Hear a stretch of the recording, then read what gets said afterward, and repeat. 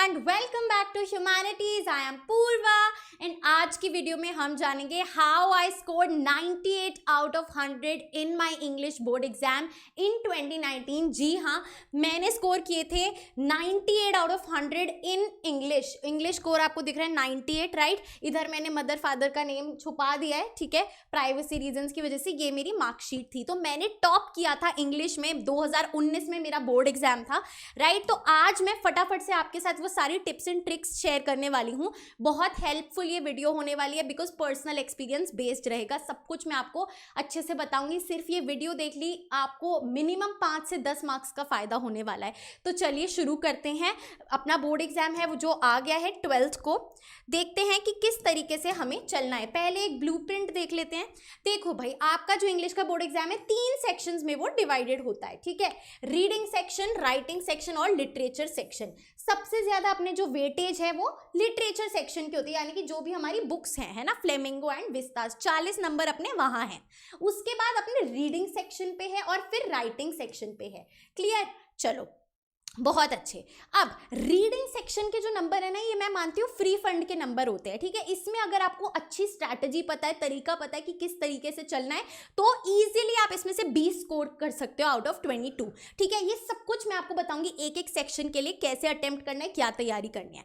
तो आ जाओ, जो रीडिंग सेक्शन में 2 पैराग्राफ आएंगे। जो पहला पैराग्राफ आएगा वो फैक्चुअल, डिस्क्रिप्टिव या लिटरेरी होगा, यानी कि भाई फैक्ट्स दे दिए कि ऐसा ऐसा हुआ, डिस्क्रिप्शन दे दिया किसी चीज के बारे में, ठीक है, कोई फेस्टिवल के बारे में, इस तरीके से। और लिटरेचर हो गया कि भाई किसी लेखक की कविता, पोयम दे दी, कोई स्टोरी दे दी। तो ये बहुत इजी होता है, डील कर सकते हो आप इसको, ठीक है। केस बेस्ड होता है भाई, आपको थोड़ा डेटा दे दिया, स्टैटिस्टिक्स दे दिए, ठीक है। तो ये 2 अपने जो हैं क्वेश्चन बनते हैं रीडिंग कॉम्प्रिहेंशन में। इनको इजीली अटेम्प्ट कर सकते हैं। क्लियर कट इनका आंसर हमें वहीं पे दिखता है, क्लियर कट इनका आंसर वहीं पे पैराग्राफ में मेंशन्ड होता है। ऐसा नहीं है कि खुद का दिमाग कुछ लगाना है। दिमाग कहाँ लगेगा? क्वेश्चन को समझने में कि क्वेश्चन पूछ क्या रहा है, ठीक है, और उसके अकॉर्डिंग आंसर करने में, ठीक है। तो 12 और 10, 22 नंबर हमारे यहाँ। अभी मैं सिखा दूंगी कैसे करना है।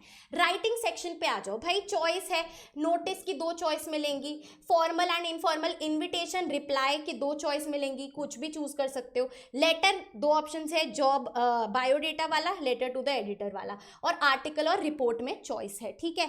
इधर भी हमें किन चीजों पे ध्यान देना है अभी जान लेंगे। 18 नंबर इसके।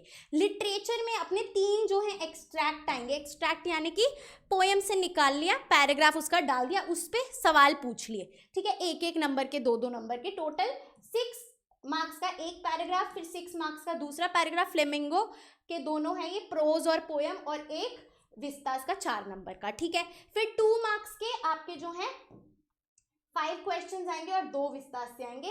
5 मार्क्स के 2 क्वेश्चन आएंगे। अब देखो, अगर तुमने 5 मार्कर अच्छे से कर लिया तो 10 नंबर तुम्हारे यहाँ पक्के हो गए 40 में से। ये भी मैं आपको सिखाऊंगी कि किस तरीके से 99% किस टाइप के लॉन्ग मार्कर आपके आते हैं, उसकी क्या स्ट्रैटेजी होने वाली है।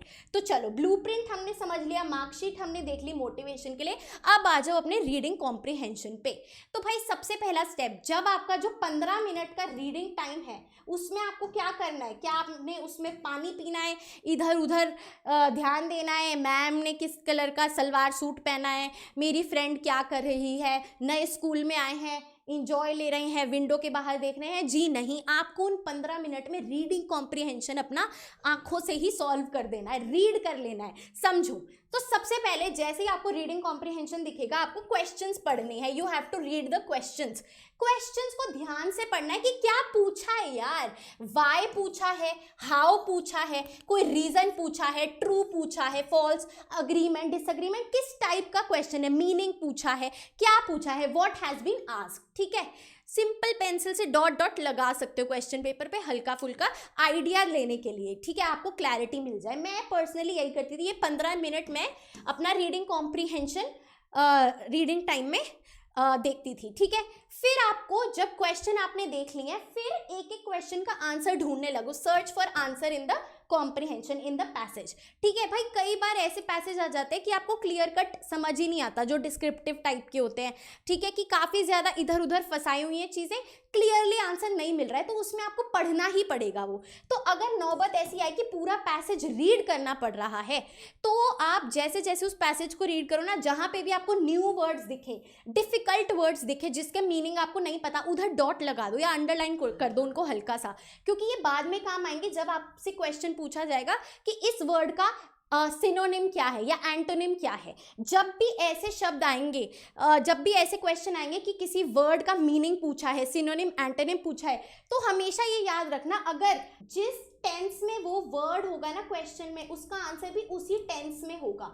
जैसे कि अराइव्ड, अराइव्ड ईडी है, तो भाई उसका जो सिनोनिम या एंटोनिम है वो भी ईडी में ही होगा, उसका जो सिमिलर मीनिंग है वो भी ईडी में ही होगा। ये ट्रिक होती है वर्ड्स की। ठीक है, उसके बाद जैसे जैसे आप पैराग्राफ पढ़ रहे हो, आपको ओवरऑल थीम पता चलेगी पैसेज की कि ये पैसेज है किस चीज़ पे, तो जब टाइटल रिलेटेड क्वेश्चन आएगा उसमें आप बता पाओगे। और हर एक पैराग्राफ की ना देख लो कि यार अच्छा, इस पैराग्राफ में रीजन बताए हैं, इस पैराग्राफ में इंट्रोडक्शन दिया है, इसमें कंक्लूजन दिया है, उस टाइप से थोड़ा बहुत पेंसिल से लिख लो। क्यों? क्योंकि बाद में क्वेश्चंस जैसे जैसे डीपर पढ़ोगे उसमें मदद होगी।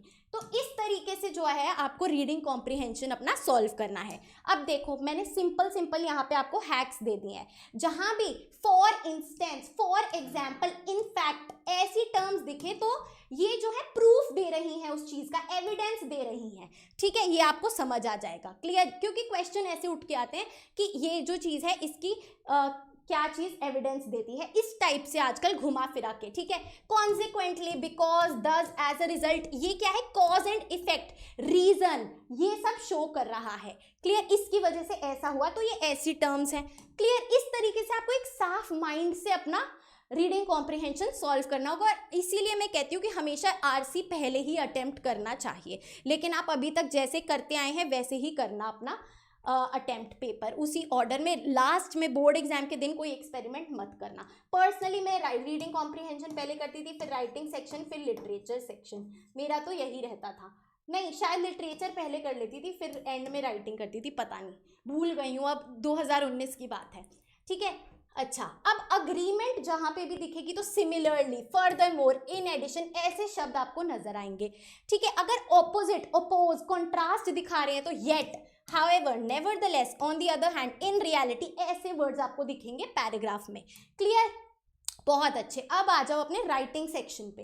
राइटिंग सेक्शन में जो अपने मार्क्स हैं वो देखो, फॉर्मेट के हैं। सबसे पहले तो फॉर्मेट सबको रट जाना चाहिए। नोटिस बॉक्स में आएगा लेटर का क्या फॉर्मेट है, पूरा फॉर्मेट अच्छे से कर लो, फ्री के नंबर हैं। कंटेंट, भाई कि आप क्या लिख रहे हो। ठीक है, कंटेंट मैटर करता है। अपना ना एक स्टेपल बना लो, यानी कि मेरे को तो यही लिख के आना है। जैसे लेटर जो अपना एडिटर वाला है उसकी जो स्टार्टिंग है, through the columns of your esteemed newspaper I would like to bring to your notice, ये एक लाइन रट लो कि भाई यही चिपका के आनी है, स्टैंडर्ड लाइन है। सिमिलरली नोटिस, भाई दो तरीके के नोटिस आएंगे, या तो सोसाइटी RWA एसोसिएशन में पानी की कमी हो गई, ये है वो है, कोई फेस्ट है, कुछ ऑर्गेनाइजेशन है, ब्लड डोनेशन कैंप, या फिर स्कूल में हो जाएगा, राइट। तो वो रट लो कि किस टाइप से आप लिखोगे। फिर स्पेलिंग एंड ग्रामर इंपॉर्टेंट है। ठीक है, वहाँ गड़बड़ मत करना। और जो अपने लेटर और रिपोर्ट और आर्टिकल है उसमें ऑर्गेनाइजेशन ऑफ आइडियाज़, कि आप आइडियाज़ को किस तरीके से पेश करे हो, इसके नंबर हैं। तो मोटा मोटा छोड़ना कुछ नहीं है, लिख के आओगे नंबर मिल जाएंगे। बस पहले ही अगर एक ब्लूप्रिंट रेडी कर लिया ना, मुझे ये लिखना है, इसी में मैं फिट कराऊंगा जो भी होगा, तो बहुत क्लैरिटी आएगी। मैंने भी यही किया था। ठीक है, बहुत अच्छे, वेरी गुड। ऑल्सो अगर अभी तक तुमने चैनल को सब्सक्राइब नहीं किया है तो कर लो, क्योंकि मैं यहाँ पे CUET रिलेटेड अपडेट्स देती हूँ। CUET एंट्रेंस एग्जाम के बारे में सब कुछ फ्री में बताती हूँ। चैनल को सब्सक्राइब कर लो, बिकॉज टॉप नॉच इन्फॉर्मेशन आपको यहीं मिलेगी। चलो आगे चलते हैं। चलिए जी, ओके, अब लॉन्ग मार्कर की बात करते हैं। तो ये आपके सिलेबस में ही लिखा है कि जो 5 मार्क्स के 2 क्वेश्चन आएंगे, उनमें भी चॉइस होएगी दोनों में, वो बेस्ड होंगे किसी इवेंट पे, इंसिडेंट पे, थीम पे, पैसेज पे, एक्सट्रैक्ट पे, जिसके थ्रू आपको एनालाइज करना है और इवेलुएट करके अपना आंसर देना है। अब मोटा मोटा मैं आपको समझाऊं ना, तो ये जो लॉन्ग मार्कर है, मोस्टली ये सेंट्रल थीम पे आते हैं, सेंट्रल थीम, सेंट्रल आइडिया पे आते हैं।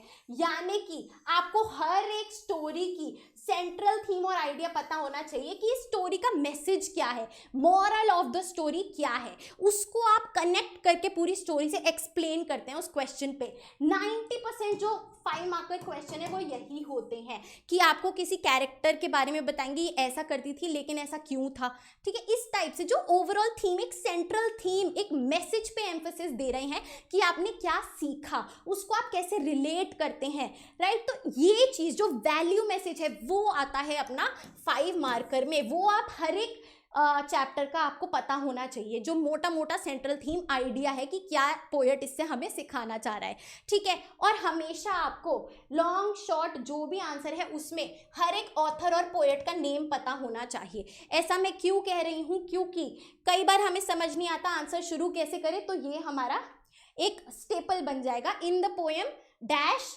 The poet dash talks about, tries to explain, या फिर जो भी क्वेश्चन में है वो आप कंटिन्यू कर दो। तो इससे एक बहुत अच्छी शुरुआत हो जाती है आपके आंसर की। मैं यही करती थी, ठीक है। कीवर्ड्स पे फोकस करना, यानी कि एनसीईआरटी में जो बार बार टर्म्स यूज की गई है, जो वर्ड्स यूज किए गए हैं वो ही लिखो, वैल्यू पॉइंट्स लिखो, कनेक्ट करो उन कीवर्ड्स को स्टोरी लाइन से, ठीक है।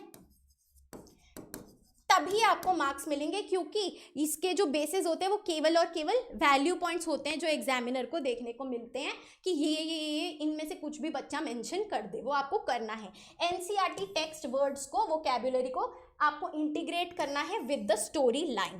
क्लियर, ठीक है, बहुत ही बढ़िया। आ जाओ अब एक्सट्रैक्ट बेस्ड की बात करते हैं, जो अपने 4 मार्क्स के 3 एक्सट्रैक्ट्स आ रहे हैं, पैराग्राफ्स आ रहे हैं, बहुत इजी होते हैं, एमसीक्यूज होते हैं, वर्ड मीनिंग आ जाते हैं, इसमें राइम स्कीम जरूरी है। राइम स्कीम सीख लो, सिंपल सर्च करो यूट्यूब पे आ जाएगा। फिगर्स ऑफ स्पीच सीख लो, ठीक है। इन्फरेंस यानी कि आप क्या समझते हो, इससे क्या मीनिंग है, हिडन मीनिंग है ऑथर का, राइट। तो इस तरीके के क्वेश्चन आपके एक्सट्रैक्ट बेस्ड आते हैं। सैंपल क्वेश्चन पेपर उठाओ ये वीडियो देखने के बाद, और पूरा सैंपल क्वेश्चन पेपर एक बार सिर्फ रीड कर लो, आपको सब कुछ समझ आ जाएगा जो मैंने आपको यहाँ पे बताया है।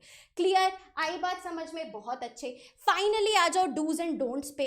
कोई भी क्वेश्चन आपको नहीं छोड़ना है, do not leave any question, क्योंकि ये एक लिटरेचर बेस्ड पेपर है, थ्योरी बेस्ड पेपर है, इसमें कुछ सही गलत नहीं है, जो आप समझा दो वो सही है, right. Do not right in points, इसमें पॉइंट्स में नहीं लिखना है, इसमें पैराग्राफ में लिखना है, लिटरेचर का पेपर है। सेक्शन नेम लिखना जब भी सेक्शन चेंज करो। राइटिंग सेक्शन जब भी शुरू करो फ्रेश पेज से शुरू करो, लेटर कभी बीच में आधे पेज से शुरू मत करो, फ्रेश पेज से सब कुछ शुरू करो। नोटिस भी फ्रेश पेज पे बनाओ।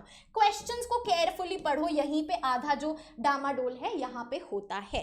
क्लियर, आई नो बहुत ज़्यादा वैल्यू बेस्ड ये वीडियो रही है, ये चीज़ें आपको कोई नहीं बताएगा जो मैंने बताई हैं, राइट। चैनल को सब्सक्राइब कर लो, बेल आइकन ऑन कर लो, क्योंकि सारी वीडियोस धमाकेदार जल्दी जल्दी आ रही हैं।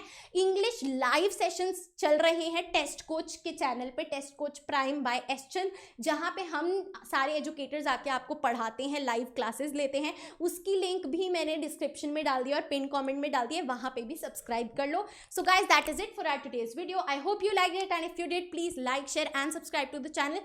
All the best. बहुत अच्छा जाएगा आपका एग्जाम. Happy learning.